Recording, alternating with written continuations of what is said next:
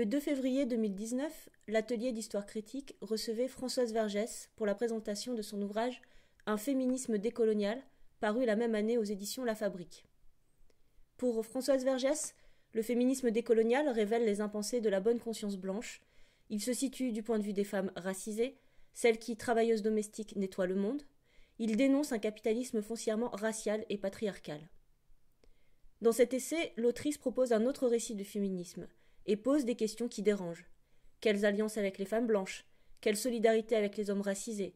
Quelles sont les premières vies menacées par le capitalisme racial? Pourquoi les néofascismes s'attaquent-ils aux femmes racisées? Il est temps donc de laisser la parole à Françoise Vergès.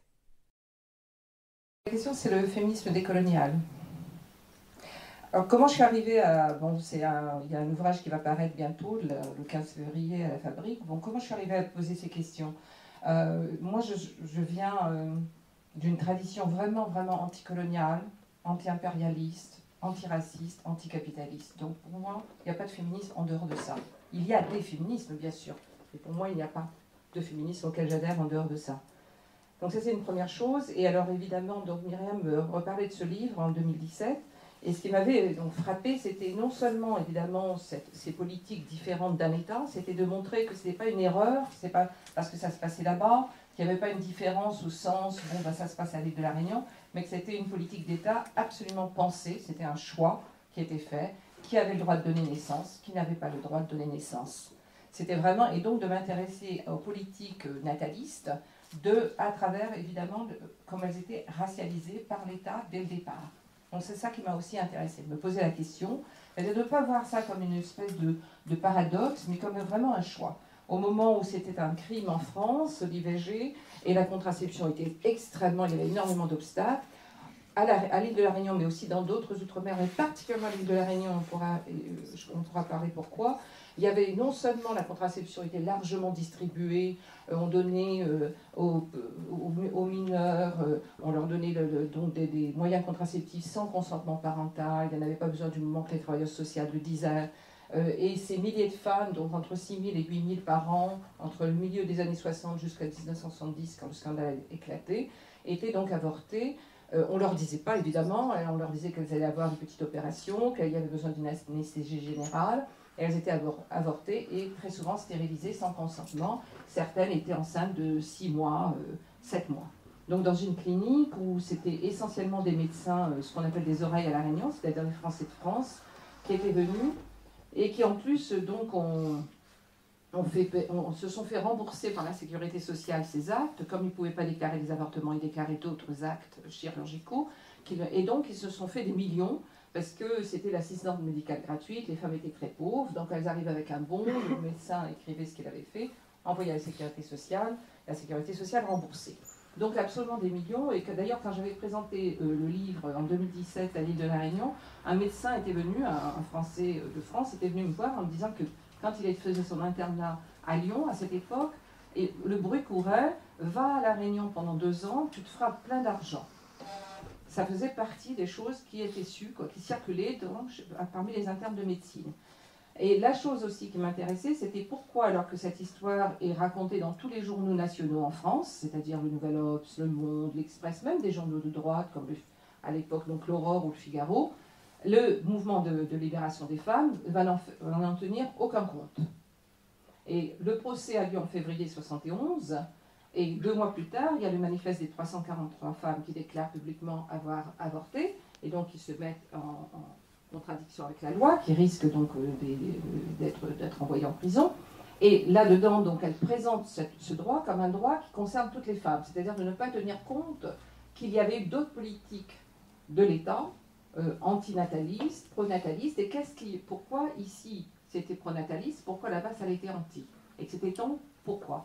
Donc à partir de ce fil, d'une part je m'intéresse au fait que les médecins à leur procès disent mais nous on n'a jamais pensé que c'était, on s'est toujours senti légitimés, donc de prendre ça au sérieux, pas de prendre simplement comme une réaction défensive, c'est-à-dire non mais moi non, je ne savais pas, mais de prendre sérieusement. Est-ce que vraiment, sur quoi fondait-il cette affirmation?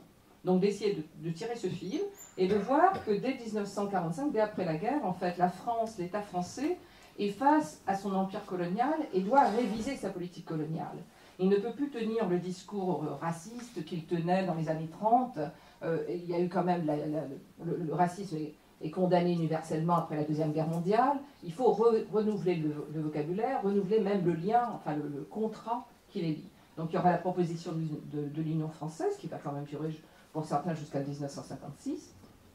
Et puis, donc, dans ces experts qui étudient, au moment où la guerre n'est pas encore terminée, qui étaient âgés avec le gouvernement de la France libre, qui étudient comment cet empire colonial va être reconfiguré après la guerre, dans une France auquel on pense déjà, auquel ces experts pensent déjà, quelle forme de gouvernement, quelle forme d'État va être construit.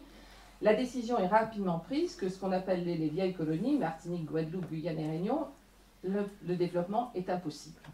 Et donc cette notion de développement impossible va être à la base de cette politique. Parce que dès 1945, les deux politiques qui sont proposées, c'est l'émigration et le contrôle des naissances. Il faudra imposer l'émigration et le contrôle des naissances dans ces départements. Ça, enfin, ce n'était pas encore des départements, il le devient en 1946. C'est la seule solution. Et ça prendra vraiment corps dans les années 60. Donc je tire ce fil, et pourquoi évidemment en 1945 il y a cette décision, alors que par exemple l'État français décide de construire des routes comme en Algérie, parce qu'il faut, ou au Sénégal, c'est-à-dire que là ce sont des colonies qui sont encore importantes économiquement, pas seulement politiquement, mais économiquement, il faut reconstruire la France après la guerre, et donc ces colonies ont des produits qui serviront à réenrichir, reconstruire la France. Donc il y a toute cette pensée qui anime l'État français à l'époque, et en fait, si vous voulez, quels que soient les gouvernements et le fait que ce soit la 4e puis la 5e République, ça ne changera pas. Cette idée d'un impossible développement, et que les deux solutions sont l'émigration et le contrôle de naissance.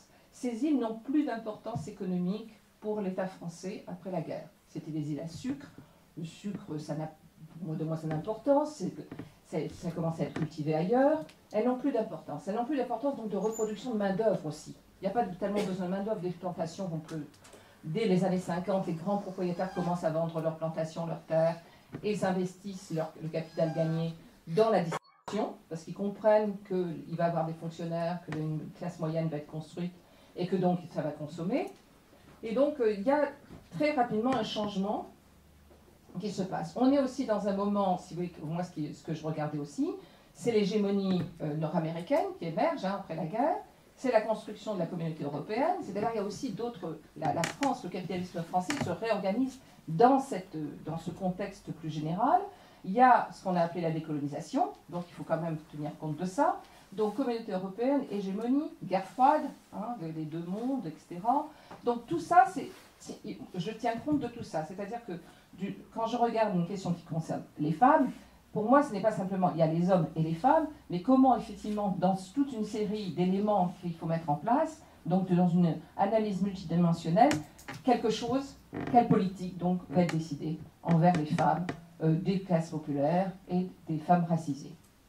Et comment, donc, les femmes bourgeoises s'installent. Donc, pour moi, ce n'est jamais une approche, qu'est-ce qu'ont fait les hommes, comment sont les hommes, ils sont gentils, ils sont méchants, et les femmes qui sont victimes, c'est comment ça se repense et comment du coup là-dedans s'organise, comment se pense du coup, comment on va faire pour les femmes. Donc à partir du moment où la main-d'œuvre, enfin ces îles, les populations, les sociétés deviennent superflues dans l'analyse étatique française, on va décider que les femmes font trop d'enfants et que c'est elles qui sont cause de la pauvreté et du sous-développement de ces îles. C'est parce qu'elles font trop d'enfants. Et donc cette affirmation arrive dès les années 50.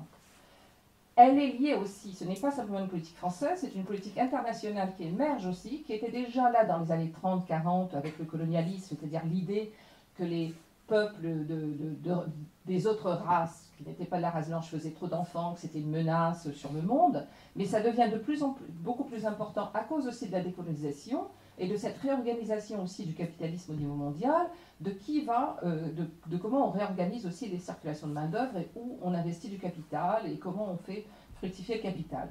Et donc là, cette idée que les femmes du tiers-monde, ce qu'on appelle tiers-monde à l'époque, font trop d'enfants, devient une vérité.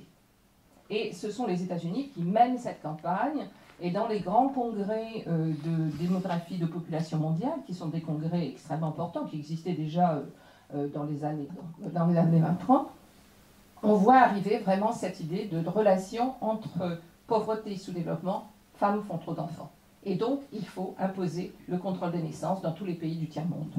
Et donc, on voit la France, les États-Unis sont dans ces congrès très importants. Et d'ailleurs, dans le milieu des années 50, dans ces congrès, vous avez autant les organisations mondiales des migrations qui participent à ces congrès, l'Organisation mondiale du travail. Donc, on voit que sont liés aussi à la question du contrôle des naissances, la question du contrôle des migrations et la question de la répartition du travail. Le contrôle des migrations, pourquoi? Parce que dans le raisonnement qui est fait notamment par les Nord-Américains, par les États-Unis, c'est que ces femmes vont faire trop d'enfants, ces pays sont pauvres, les enfants, quand ils vont grandir, qu'est-ce qu'ils vont vouloir? Aller dans les pays riches, et donc on va être envahi par ces migrants. Donc il faut, dès le contrôle des naissances est lié au contrôle des migrations, dès les débuts des années 50, dans un écho de ce qu'on peut entendre aujourd'hui. Et vers la fin des années 50, ça va être lié aussi à la question de l'environnement. C'est-à-dire que non seulement donc, elles font trop d'enfants, elles sont cause de la pauvreté, et leurs enfants vont devenir des migrants qui vont donc menacer le Nord, le monde libre, comme on le disait à l'époque, c'est que ça détruit l'environnement. Elles font trop d'enfants, en plus ces gens-là ne savent pas ce que c'est que l'hygiène à la pauvreté.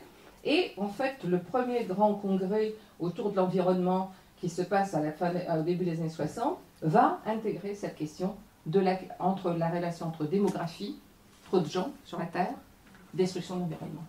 Jamais un mot du capitalisme, jamais un mot de ce que les siècles d'esclavage et de colonialisme ont fait dans ces pays et pourquoi ils sont responsables de cette pauvreté. Jamais rien sur les questions de propriété intellectuelle qui circulent, sur l'organisation de la création de l'Organisation mondiale du commerce, tout cela, non. C'est évidemment. Donc ce discours vraiment sur la question du ventre des femmes est vraiment très fort au début. Et qui va devenir de plus en plus fort au fur et à mesure qu'on entre dans les programmes d'ajustement structurel, dans les années, dans les années 80.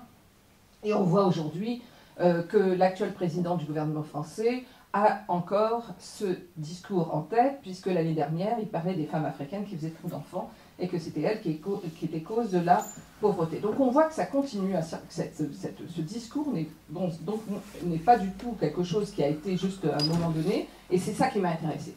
C'est la construction de discours au niveau international, national France, et local à La Réunion, et le lien avec une réorganisation mondiale du travail, de nouveaux réorganisation d'immigration, et ce contrôle sur le ventre des femmes. L'autre fil que j'ai tiré à ce moment-là, je me suis dit, mais comment ça s'est passé avant? Comment ça se passait avant? Et là, je me suis intéressée à la question de la traite et de l'esclavage, puisque pour qu'il y ait des esclaves, il faut que quand même il y ait des gens qui naissent, et que, je veux dire, qu'il y ait des enfants qui naissent, pour qu'ensuite on en fasse des esclaves et des captifs, je veux dire, puisque ça dure quand même 4 siècles. Donc c'est pas, je veux dire, les premiers esclaves, ils vont pas avoir 400 ans. Donc comment, et très rapidement, très tôt, les esclavagistes vont se poser la question de la reproduction de cette main-d'œuvre. Et là, je me suis intéressée à 2 aspects. Qu'est-ce qui se passe dans la traite? Et donc le fait que des femmes africaines, pendant 4 siècles, vont avoir des enfants, qui vont être capturés une fois qu'ils sont devenus des êtres pensants et marchants, parce qu'on ne capturait pas des enfants de 4 ans. En général, l'âge le plus désiré par les esclavagistes, enfin par les négriers, c'était 14 ans. C'était surtout des hommes, hein. On sait que c'est 2 tiers d'hommes, 1 tiers de femmes, en gros. Hein. On voulait des hommes. Les esclavagistes ne voulaient pas. C'est 14-24 ans, c'est-à-dire quand la perception de l'homme dans la plus grande force physique. Bon, il y avait très peu de femmes. Donc pour moi, ce qui m'a intéressé, c'est comment donc, le ventre des femmes a été un capital dans la traite et dans l'accumulation de cette richesse au niveau commun de cette circulation. C'est-à-dire d'aller prendre donc, les enfants qu'avaient fait ces femmes, de les mettre dans des bateaux capturés et de les vendre. Et donc cette capitalisation du ventre des femmes. Dans les colonies, je me suis intéressée à ce qui se passe dans les colonies. Alors, on pourrait dire qu'il y a 2 grandes politiques. Évidemment, si on s'intéresse, on verra les aspects différents. Mais enfin, en gros, hein, puisqu'on, quand même, pour passer un peu à autre chose, il y a 2 grandes politiques qui vont se faire. Aux États-Unis, l'abolition de la traite avec l'Afrique se fait en 1808. Il n'y a pratiquement plus de bateaux négriers qui vont arriver de l'Afrique à ce moment-là. Et donc, la reproduction va être sur place et la traite va être interne. Hein, je ne sais pas si ceux qui ont vu par exemple 8 ans en esclavage, on voit cette capture, la traite elle est interne aux États-Unis.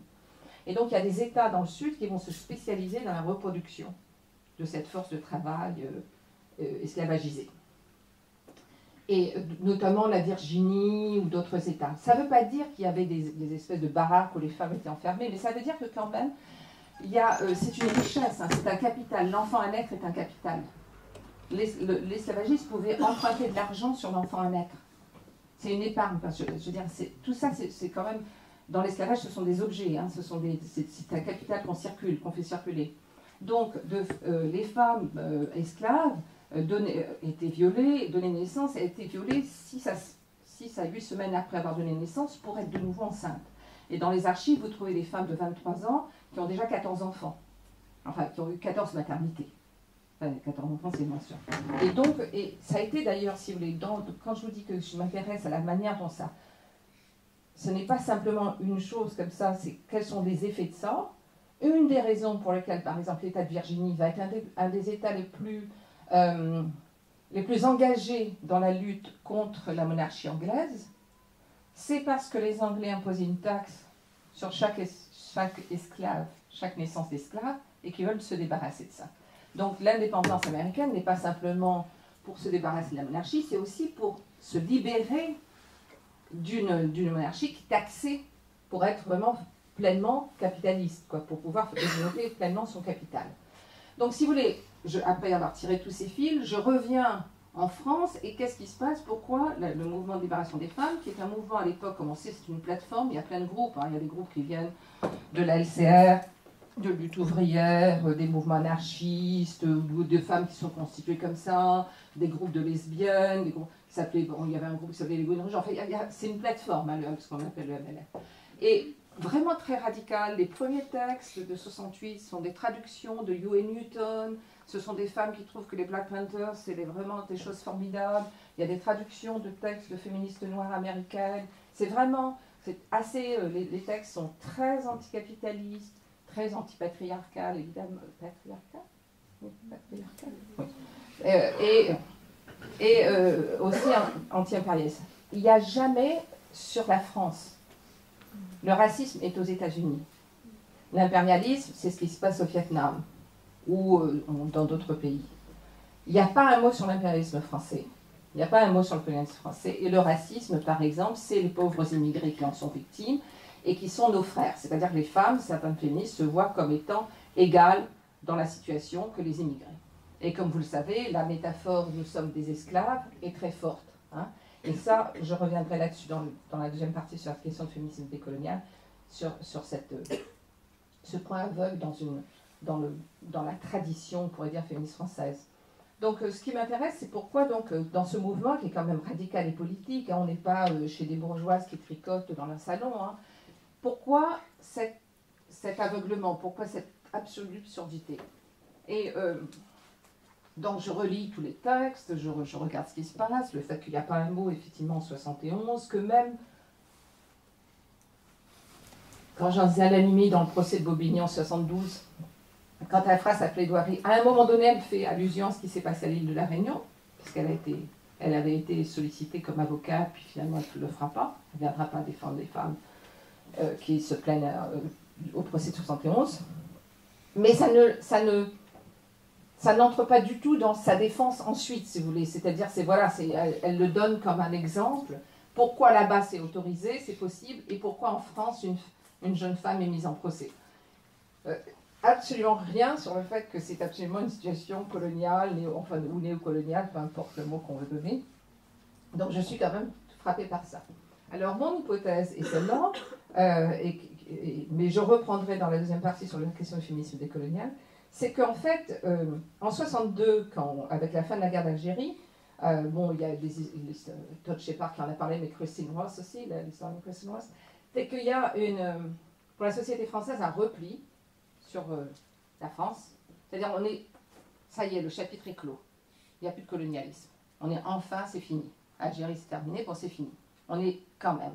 Et presque un soulagement aussi, parce que quand même, il y avait une sacrée honte que la République soit, comme vous le savez, toutes les dénonciations qui sont faites, avec même des comparaisons faites avec la Gestapo dans la torture, etc. Donc comment la France peut se conduire ainsi, avec quand même des gens, la résistance, il y avait encore cette mémoire. Donc il y a un espèce de soulagement, et bon, maintenant c'est fini, on n'en parle plus. Et vont disparaître très rapidement, je peux vous dire, sauf dans une extrême gauche, et aussi d'ailleurs en partie dans le Parti communiste français, le fait que la Kanaky, c'est là, les terres du Pacifique, Martinique, Guadeloupe, Guyane, Réunion, Mayotte, disparaissent de l'écran, comme étant en fait finalement la persistance d'un moment, d'un espace colonial à l'intérieur de la République. Et donc de qu'est-ce qui se passe là, qui quand même renvoie, interroge la manière dont la République se pense, et donc interroge aussi les mouvements de femmes. Et là, pour moi, l'argument, enfin l'analyse que fait Césaire dans Discours sur le colonialisme de ce qui s'appelle le choc en retour, hein, où quand Césaire dit on ne peut pas esclavagiser, on ne peut pas coloniser impunément, ça vous reviendra. Ça reviendra dans les sociétés qui colonisent et qui esclavagisent. Et lui, quand il dit tout le monde est stupéfié par Hitler, mon Dieu, mais qu'est-ce qui se passe? Mais donc dans ce discours sur le colonialisme, il dit mais c'est ce que vous avez fait ailleurs. Mais c'est quand ça vous revient, c'est parce que c'est fait à l'homme blanc que ça vous stupéfait. Et cette notion de choc en retour, je la trouve très intéressante. Et donc, pour moi, c'était d'analyser comment ce choc en retour s'était fait pour le féminisme, sur le féminisme. Puisque Césaire, lui, parlait du PCF dans sa lettre d'émission aussi de 56, ou par exemple Fanon en parle aussi dans ses articles du Moudjahid qui vont être réunis dans, je crois, dans 5 de la révolution algérienne et pour la révolution africaine, et puis d'autres aussi qui vont parler de ça. De comment, il y a aussi Guérin qui en parle, et Guérin, il y aura... Enfin, il y a quand même cette idée que... enfin, ça d'ailleurs, Rosa Luxembourg en parlait, hein, c'est le fait que l'impérialisme, il y a un choc en retour pour le prolétariat. Mais elle en parlait au sens où ça contribuait à l'exploitation du prolétariat. La dimension raciale n'était pas prise en compte. Mais enfin bon, on pourra en parler. Donc, pour revenir à cette question, donc, si vous voulez, c'est là que j'arrive, donc dans cette deuxième partie, j'essaye de garder. Ouais. Oui, donc, alors, j'arrive à la question du féminisme colonial. Donc, à partir de ce livre, Le ventre des femmes, évidemment, ça me réintéresse, mais qu'est-ce qui s'est passé? Comment s'est passée la pacification du mouvement de libération des femmes? Qu'est-ce qui s'est passé? Donc, je m'intéresse. Et donc là, c'est ce livre qui va paraître, où je m'intéresse. Donc, alors, je vais partir de ce féminisme, et puis après, je passerai à ce que je vois par féminisme décolonial. Donc, comme je l'ai dit, il y a une adoption d'une cartographie française totalement continentale, hein, qui efface. Avant qu'il y ait des articles d'ailleurs sur des femmes aux Antilles, on est à la fin des années 80 dans Nouvelles questions féministes. Il n'y a pas tellement de choses, hein. Pour avoir relu toutes les choses, alors qu'il y a déjà des groupes, on le sait, dans la deuxième partie des années 70, de femmes, on disait immigrées, ou par exemple la coordination des femmes noires, 1978, qui sort une brochure. Donc on a quand même, il y a déjà dans les années 70, des expressions de femmes qui interrogent la blanchité, ou on pourrait trouver des mots, parce que j'aime pas trop ce mot, mais enfin on en reparlera, enfin le blanchiment du féminisme, plutôt. Donc mais il y a quand même, c'est possible de les ignorer, c'est possible de mettre ça de côté. Mais ce qui m'intéressait, moi, c'est comment on était passé de mouvement de libération des femmes à droit des femmes. Parce que quand même, le mouvement de libération des femmes, évidemment, ça fait écho à ce qui se passait au moment des décolonisations, mouvement de libération nationale, mouvement de libération de... Bon, il y avait quand même une dimension qui, pour moi, avait à voir avec justement la décolonisation. C'est-à-dire la question de la décolonisation des esprits, enfin, comme Ngugi wa Thiong'o en parle, ou Césaire, ou Fanon, ou d'autres, évidemment. Il y a la dimension de justice sociale, il y a la dimension de construire quelque chose de différent que le monde qui nous est offert. Et comment on passe à droit des femmes dans une acception qui est essentiellement autour du droit à l'intérieur du cadre juridique tel qu'il est posé par le néolibéralisme et l'État. Comment ça se passe? Comment ça se passe quand même, pour pas simplement dire, ben voilà, ça se passe, je sais pas, enfin bref. Et alors, donc je m'intéresse à ce passage. Je m'intéresse aussi, si vous voulez, comment ces droits des femmes sont devenus une carte maîtresse du néolibéralisme et de l'impérialisme. Parce que qui va être pour le mariage des petites filles à 12 ans? Qui va être pour, je sais pas, enfin, toutes les horreurs qu'on voit souvent, tous les livres qui font, les ouvrages qu'on vend partout, qui a 300 000 exemplaires, les téléséries, l'espèce d'obsession sur la mutilation, l'excision, les mutilations. On voyait des campagnes d'affiches il y a 2-3 ans. Fais attention si tu vas en vacances, es-tu sûr de ce que tes parents t'ont dit, etc. Enfin, toute cette obsession. Qu'est-ce qui se passe? Comment ça se passe? À quel moment comment ça glisse? Mais comment surtout ça a réussi à devenir aussi important?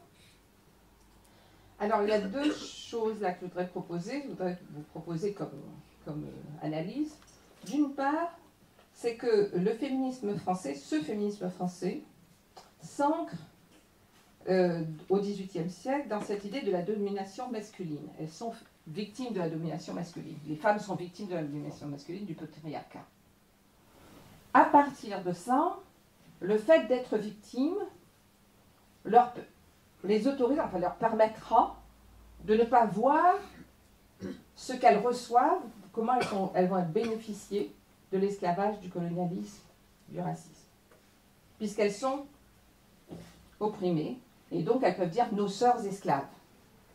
Ou elles diront nos frères émigrés dans les années 70, où nous sommes, ou la fameuse chanson du MLF, nous qui sommes sans passer les femmes, nous qui n'avons pas d'histoire, debout, fameux esclaves, debout, je crois. Bon, voilà. Donc comment cette idée que l'oppression, le fait qu'elles sont opprimées, de la domination masculine, avec évidemment il y aura un féminisme matérialiste, qu'on verra avec Radetzky et d'autres, mais quand même cette question de le féminisme qui va dominer, c'est ce féminisme-là. Les femmes sont victimes du patriarcat, et donc toute la question de l'État, du capital, de l'impérialisme, va passer à côté. Et ça va être quand même au cœur de ce féminisme. Les grands textes, Olympe de Gouges, c'est quand même cette question. Et Olympe de Gouges, qui est célébrée, et dont on sait que dans sa pièce Zamor et Mirza, qui est la première pièce anti-esclavagiste, qui va être jouée, pour laquelle elle va d'ailleurs être attaquée, parce qu'à l'époque, cette pièce est un scandale. Bon, enfin, attendez. Bref, ce que je veux dire, c'est l'approche totalement... comment je pourrais appeler ça? C'est ce que j'ai appelé ailleurs la politique de la pitié. Zamor et Mirza, c'est une pièce, donc cette pièce première, je la raconte très rapidement. Cette première pièce anti-esclavagiste, donc Zamor et Mirza. Zamor est un esclave, Mirza est la femme qu'il aime, sa compagne, et Zamor a frappé ce qu'on appelle un commandeur, enfin celui qui commande les esclaves, quoi. Enfin, commandeur, c'est un mot régional, je ne sais plus. Enfin bref, celui qui commande. Et donc ils sont enfuis, ils sont sur une île, ils sont enfuis pour échapper à la punition, et il y a un naufrage. Il y a un naufrage, et donc il y a un couple de jeunes blancs, eux-mêmes aussi amoureux, qui survivent et qui sont sauvés par Zamor et Mirza. Donc Zamor et Mirza les sauvent, les soignent, etc., pour qu'ils survivent.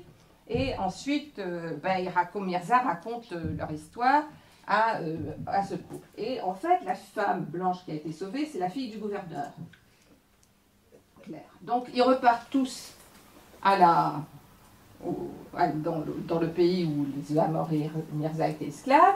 Et Claire intervient auprès de son père gouverneur en disant « Ils m'ont sauvé, donc sois gentil avec eux, etc. » Et donc le gouverneur, plein de générosité, les libère, leur donne la liberté. Et donc on est là absolument dans pour moi, cette approche individualiste, si vous voulez, de celui-là, à partir d'une politique de la pitié, une politique comme séménitaire, qui ne tient pas compte de ce que c'est que la structure de l'esclavage, profondément. Et donc si évidemment on peut sauver Mirza, mais pendant ce temps-là, il y a quand même des millions de femmes esclaves qui ne sont pas sauvés. Donc l'approche est une approche comme ça, une politique d'appliquer. Et ça qui va vraiment être très fort. Donc ça c'est une première chose. Donc la domination masculine. Donc il y a ça. La deuxième proposition que je vous fais, c'est quand on arrive, il y a une institutionnalisation du féminisme français au début des années 80 avec l'arrivée au pouvoir de François Mitterrand. Déjà Giscard avait eu un secrétariat d'État aux femmes, mais là avec Mitterrand c'est le ministère. qui va être énormément, qui va beaucoup donner de subventions, qui va permettre beaucoup d'institutionnalisation aussi quand même. Hein. Donc de ce côté un peu marginal, un peu hors de l'institution qui était beaucoup de féministes, beaucoup vont rentrer. Donc à partir de cette institution, il y a aussi une pacification qui va se faire d'un certain féminisme. Alors cette pacification, après je reviendrai à un autre fil, j'espère que je ne vais pas faire tous les fils. Alors la pacification, je la trouve très importante à analyser. Comment à un moment donné, des figures ou des mouvements ou des paroles révolutionnaires deviennent des marchandises. Hein, bon. C'est-à-dire que moi je dis toujours qu'il y a dans pas longtemps, on pourra acheter sur Amazon des t-shirts féminisme décolonial en X, medium et large. Bon, il faut que je me prépare à ça. Quoi. Et en plus, peut-être que j'en achèterai un pour l'avoir. Donc c'est cette capacité d'absorption, mais cette pacification. Alors je vais vous donner par exemple deux exemples. Alors deux exemples aux États-Unis puis deux exemples en France. Rosa Parks, dont on sait qu'elle était une militante proche du Parti communiste américain, qui était vraiment une longue, a été transformée en petite dame, bien sage, avec son petit sac, qui s'assied au début du bus. Et donc, sa statue peut entrer au Congrès américain à partir du moment où elle était pacifiée. Elle est toute seule. Elle n'y a pas du tout de lien avec un large mouvement, avec le fait qu'en fait, précédant le geste de Rosa Parks, il y a la création dans le Sud d'un grand mouvement de femmes, Black Women Political Caucus, qui va soutenir ensuite le boycott des bus, et que sans elles, ça n'aurait pas tenu, qui vont organiser la marche sur Washington, en faisant les bus, préparant la nourriture, tout ça, mais aucune d'entre elles ne sera autorisée à parler. Aucune d'entre elles. Et même, elles devront se battre pour être assises à la tribune.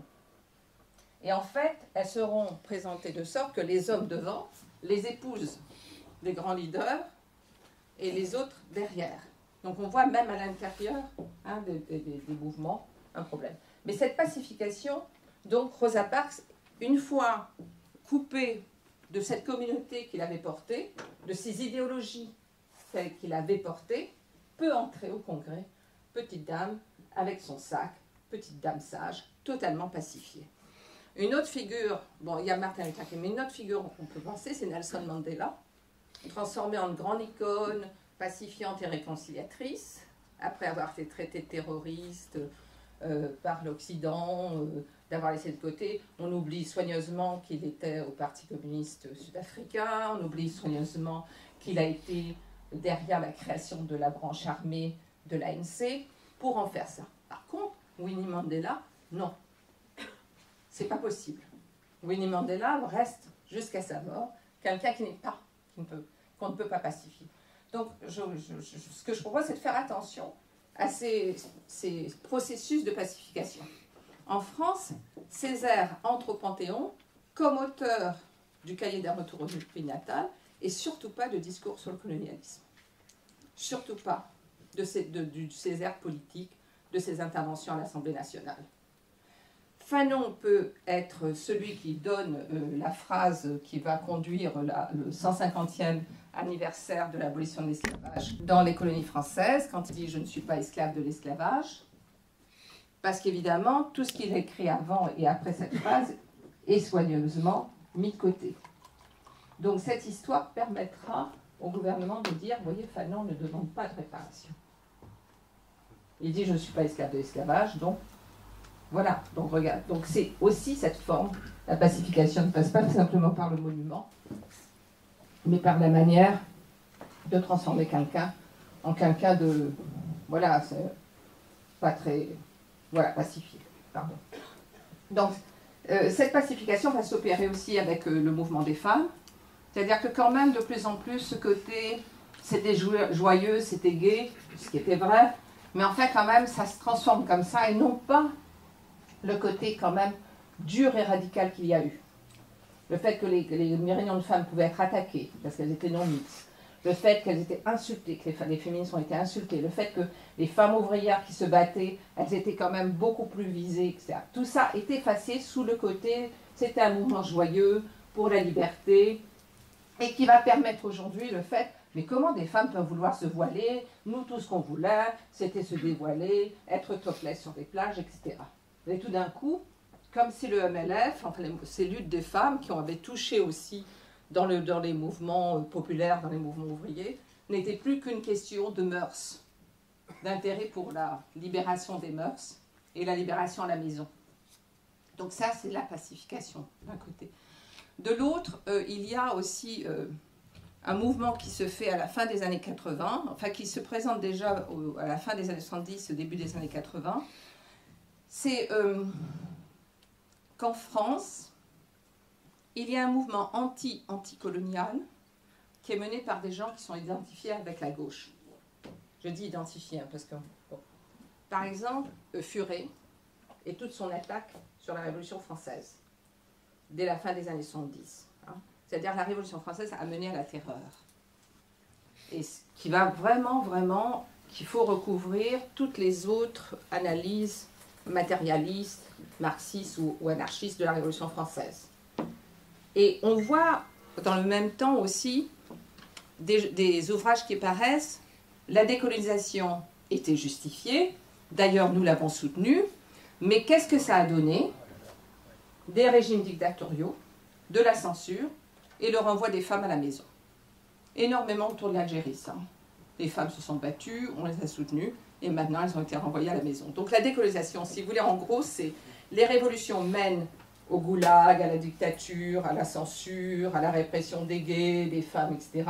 La décolonisation a mené à des dictatures, des corruptions, et renvoi des femmes.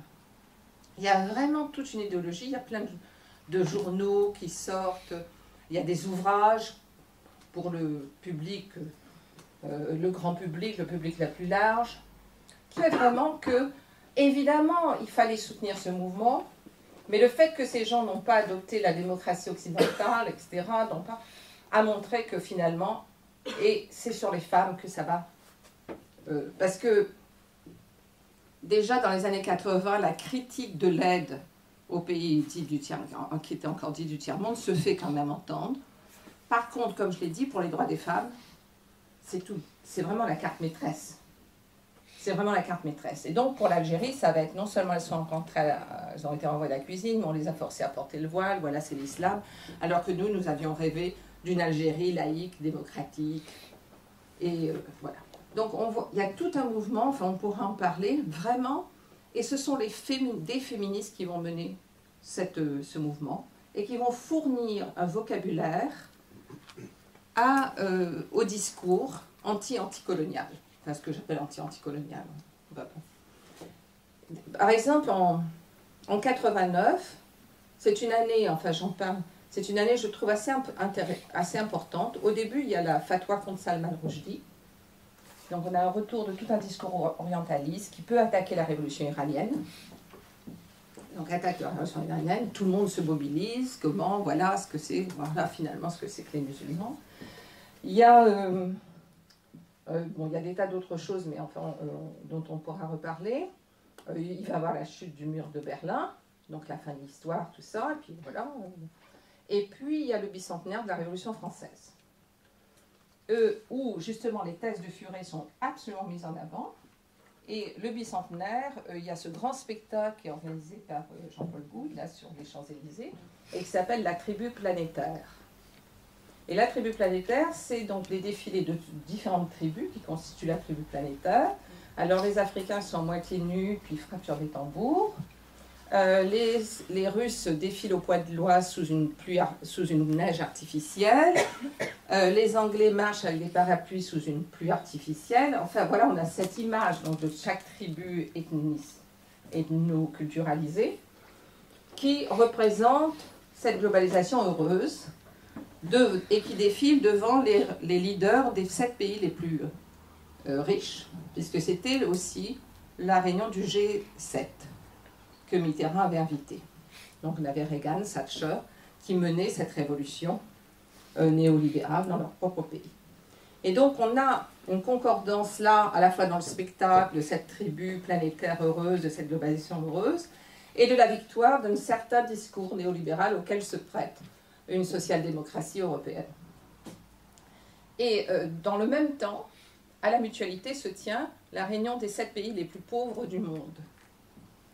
Dans la lignée, et qui s'inscrit dans la lignée de la déclaration des peuples de 1976 à Alger, qui réclamait la fin de la dette du tiers-monde, qui réclamait une plus grande justice dans les échanges nord-sud, et des tas d'autres choses qui étaient toujours dans la lignée de cette décolonisation, de ce que aussi avait été proposé à Bandung, ou dans les réunions des tricontinentales, ou dans ce qu'évidemment voulait faire aussi en Afrique, des gens comme Nkrumah, ou Sankara, ou Cabral, et puis en Asie. Donc on a ces représentants des peuples des 7 pays les plus pauvres de la Terre, vont rédiger un manifeste qu'ils vont envoyer aux dirigeants du G7 et qui ne sera jamais reçu, ne sera jamais lu, qui sera mis de côté. Et notamment dans ce manifeste, ils insistent sur un droit qui, pour moi, renvoie à cette longue généalogie décoloniale qu'on voit apparaître dès la Révolution haïtienne, mais aussi dans toutes les luttes, qui est le droit à l'existence. Un droit à l'existence par rapport à un Occident qui avait affirmé l'inhumanité de toute une partie de l'humanité, de les mettre hors existence de l'humain. Et donc ce droit à l'existence n'est pas du tout quelque chose d'abstrait, c'est vraiment très concrètement ancré dans un refus. Donc on voit, et donc ça c'est le contexte un peu général, avec tous les plans d'ajustement structurel qui prenaient forme, le fait aussi que vers la fin, non, je reste en 89, et donc après juillet, là, après donc ces événements de juillet, en septembre, un texte du planning familial français sort attaquant en disant le gouvernement doit agir parce qu'on autorise le voile et que le voile est le symbole même de la soumission des femmes. Quelque temps plus tard, en octobre, avant ça, il y a un manifeste signé par Elisabeth Badinter, Régis Debray, Alain Finkielkraut et 2 autres, qui sont donc identifiés pour des raisons toujours mystérieuses à la gauche, et qui donc sortent un texte en disant on parle du patriarcat le plus dur du monde, en parlant des femmes. C'est le terme, le patriarcat le plus dur du monde. Et que les petites filles musulmanes essayent de se libérer de ça, et que le gouvernement français les renvoie à ce patriarcat le plus dur du monde. Et donc, quelques jours plus tard, il y a un grand meeting à la Mutualité, organisé par Gisèle Halimi, par Choisir, par la Ligue du droit des femmes, Ariane Mouchki, Madeleine Chapsal, la LICRA, enfin bref, c'est dans mon livre. Et donc, toute organisation aussi de nouveau associée à la gauche, Gisèle Halimi, quelqu'un qui a défendu les nationalistes algériens, Madeleine Chassal qui a soutenu, qui a écrit dans Nouvel Obs, Ariane Mouchkine, connue pour ses positions. Ce sont donc ces personnes-là, et ce que je veux dire, c'est qu'en quelques semaines, tout un vocabulaire de ce que j'appelle le féminisme civilisationnel, est fourni. Civilisationnel parce que je trouve que ça renvoie à la mission civilisatrice coloniale, c'est-à-dire de cette division peuple qui savent, peuple naturellement où les droits sont naturels, peuple auquel les droits ne comprennent pas et qu'il faut leur apporter et le leur imposer. Et comme elles pensent, si vous voulez, je ne pense pas qu'elles savaient quand elles ont fait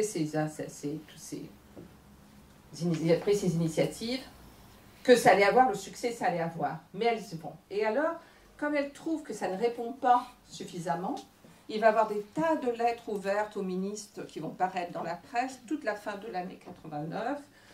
C'était Jospin qui était ministre de l'Éducation nationale, c'était encore le gouvernement Rocard. Il y a des lettres ouvertes, il y a des interventions qui sont faites dans tous les journaux, vraiment pour pousser ça. Avec tout ce vocabulaire de qu'est-ce que c'est que les droits des femmes et quels sont les droits des femmes qu'on doit défendre. Avec cette idée que nous, en Europe, nous avons des acquis qui ont permis l'émancipation des femmes et que ces acquis sont menacés par ces gens-là, qui sont un cheval de Troie dans l'Europe. Tout un vocabulaire dont on entend les échos énormément aujourd'hui se met donc en place. Et c'est à ça que je me suis intéressée, donc ce glissement au fur et à mesure qui va se faire et qui va se consolider peu de temps après, qui va faire que quand par exemple Madame Bush Jr. va déclarer en 2011 que la guerre qui est lancée en Afghanistan est une guerre pour sauver les femmes afghanes, elle s'appuie sur ce vocabulaire. Il n'est pas inventé en 2011. Il a déjà été fourni. Il y a des livres qui sont sortis. Il y a des tas de choses qui sont faites, qui préparent. Dans les institutions internationales, ce vocabulaire est de plus en plus adopté. On l'entend à la Banque mondiale, on l'entend au Fonds monétaire international, on l'entend à l'ONU. Il y a aussi toute la décennie des femmes dont on pourra parler après. Donc c'est ça qui m'intéressait. Et donc la question du féminisme décolonial, dans les 10 minutes qui me restent, pour moi, donc, en fait, ce mouvement permettait à des femmes de retrouver une place qu'elles avaient un peu perdue, d'être de nouveau, d'avoir un statut social, d'être invitées dans les organisations internationales, d'être consultées sur toutes ces questions du droit des femmes, qu'est-ce qu'il faut faire pour l'Arabie Saoudite, qu'est-ce qu'il faut faire, ceci, cela, et ou en Afghanistan, comment on sauve les femmes afghanes, les femmes iraniennes, les femmes africaines. Et donc, par rapport à ça, elles gagnent cette place, si vous voulez, au fur et à mesure. Hein. Mais aussi, ça revient, ça se renforce parce que, et c'est l'hypothèse que je vous soumets, dans le même temps, dans le Sud, il y avait toujours eu des luttes de femmes. Dans les années 70, il y en a toujours eu, on les entend, mais c'était quand même recouvert par le discours de la décennie des femmes des Nations Unies. Et aujourd'hui, on les entend beaucoup plus. Les femmes en Argentine, au Brésil, en Inde, et en Pologne, ça, et le lien, et le fait que ces féminismes-là sont tout de suite multidimensionnels. C'est-à-dire les femmes qui luttent contre le féminicide à Buenos Aires, elles le lient avec la défense des droits à la terre des peuples autochtones. Au Brésil, c'est contre le fascisme, évidemment, en place, mais aussi contre le racisme et contre les attaques contre les travailleuses du sexe, ou les queers, ou les trans. Donc c'est ces féminismes-là, ou en Inde, la lutte contre le viol, mais aussi autour de la question de l'impureté que porteraient les femmes parce qu'elles ont des menstruations. Et qui fait que bon, les femmes sont exclues de plein de choses.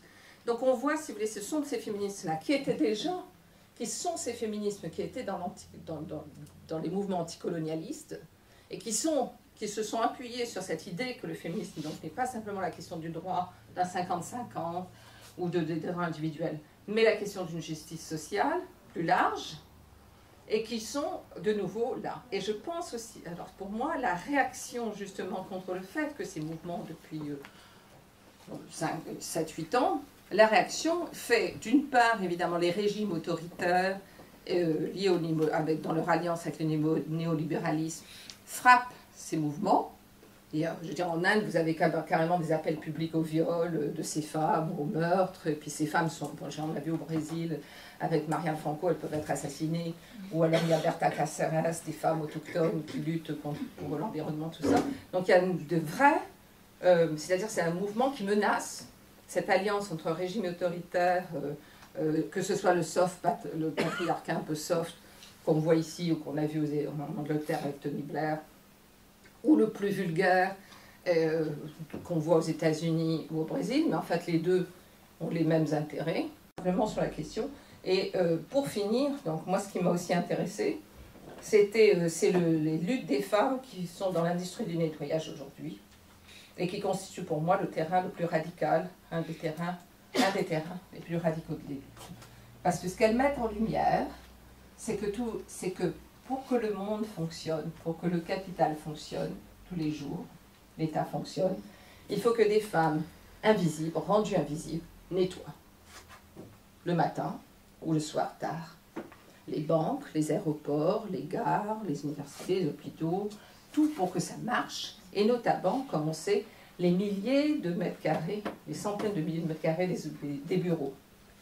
Vous avez vu, on a vu la multiplication des bureaux avec le néolibéralisme financier, il y a besoin de beaucoup de bureaux. Je veux dire, il y a des quartiers entiers qui sont des bureaux. Et donc, il faut que ça nettoie.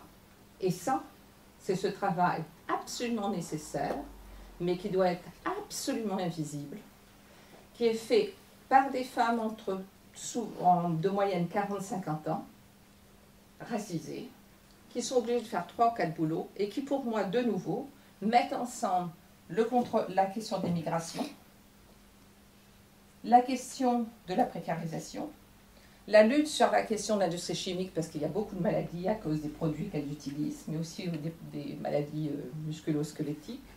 La question du harcèlement sexuel, c'est une des industries où c'est le plus répandu. Le fait qu'elles sont très souvent obligées d'avoir 3 boulots pour pouvoir tenir. Et le fait que ça montre aussi que le capitalisme est une économie de l'épuisement des corps. La plupart de ces femmes, quand elles sont interviewées, qu'elles travaillent à Paris, qu'elles travaillent à Maputo, à Buenos Aires ou à Washington, elles vous disent qu'elles dorment 3-4 heures par nuit. Parce qu'il faut qu'elles se lèvent très tôt, parce qu'elles sont rejetées hors de l'endroit où elles travaillent. Elles ont un long transport à faire. Donc il y en a une, par exemple, qui travaille à Paris, elle se lève à 4 heures du matin pour prendre son bus, puis son métro, son RER, tout ça. Et ensuite, après, elle doit faire 3 ou 4 boulots, donc, et tout ce transport n'est pas compté dans son temps de travail. Donc le coût du travail baisse. Et ce fait que tous ces... Parce qu'en fait, d'après même l'Organisation mondiale du travail, l'industrie du travail est une industrie qui augmente depuis plusieurs années. Il y a de plus en plus, il y a des millions de femmes dans le monde qui sont prises là-dedans, et elles sont rentrées dans le monde du travail au moment où le coût du travail baissait, et particulièrement le coût du travail de nettoyage. Donc pour moi, ce terrain, et le fait que ce soit des femmes qui s'organisent d'ailleurs, et comme je le dis, c'est la même chose que ce soit à Brasilia, que ce soit à Bruxelles, à Paris ou ailleurs.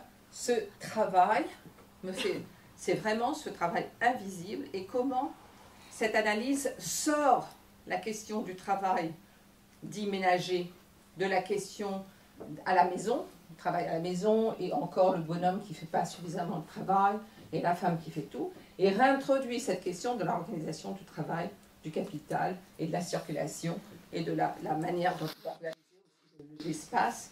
Et une dernière chose à ce sujet, c'est aussi pour moi, ça introduit ça peut nous permettre d'analyser une nouvelle division entre ce qui est propre et sale, les villes qui doivent être propres, les quartiers qui doivent être propres, où on se promène, il y a des espaces verts, c'est propre. Et les quartiers où là, l'eau peut être polluée, les ordures pas ramassées, l'eau peut être polluée, il n'y a pas d'espace vert, ou alors il y a 3 arbres qui se battent en duel, il n'y a pas d'endroit pour les enfants pour jouer, il n'y a pas de verdure, et comment ça réintroduit à la fois ces villes qui sont de plus en plus vivables, ouvertes pour le tourisme, avec agréable, des rues piétonnières, des tas de choses comme ça, et qui sont nettoyées, qui sont rendues possibles parce que ces femmes-là nettoient. Alors on me dit, il y a des hommes qui nettoient, et c'est terrible, parce que récemment, quand je parlais de ça, on me dit, oui, les éboueurs, les balayeurs, et j'avais beau donner des chiffres, bien sûr qu'il y a des éboueurs, bien sûr il y a des balayeurs, mais l'idée que, mais oui, mais ça c'est à la maison, c'est-à-dire l'idée quand même, c'est-à-dire que l'invisibilité, ça avait réussi. Ça avait réussi. C'est-à-dire que la femme qu'on voit balayer, qu'on passe comme ça dans la gare ou dans les lacs, on la voit même plus. Et donc, je trouvais ça vraiment aussi assez intéressant. Et alors, évidemment, ça on pourra en parler parce qu'il faudrait que j'aille. C'est, en France même, il y a une histoire de ça. Une histoire de cette industrie. Comment la question du nettoyage devient industrialisée. Mais même dans cette histoire, quand on la lit, en général, il n'y a rien sur l'esclavage, sur le fait que les femmes esclaves, c'était elles qui étaient les domestiques, s'occupaient des enfants. Il n'y a rien sur l'histoire coloniale, raciale de cette industrie, d'une part.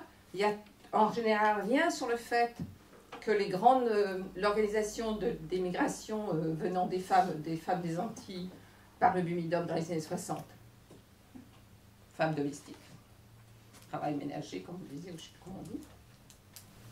Et que donc il y a une histoire à l'intérieur aussi, je dirais une histoire française de cette industrie du nettoyage, de sa racialisation et de sa précarisation.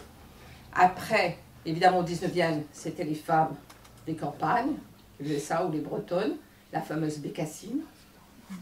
Et donc là, on voit bien dans son nom comment ce travail doit toujours être stigmatisé. Bécassine, c'est quand même l'idiote du coin. Donc il y a toujours quelque chose comme ça qui se fait. Et comment de Bécassine, on va passer ensuite à la Marie-Thérèse du sketch des nuls. et à la FADMA aujourd'hui. On voit, par exemple, si on voit les publicités dans les métros pour les entreprises de nettoyage, regardez, il n'y a jamais une femme blanche. Il n'y a jamais.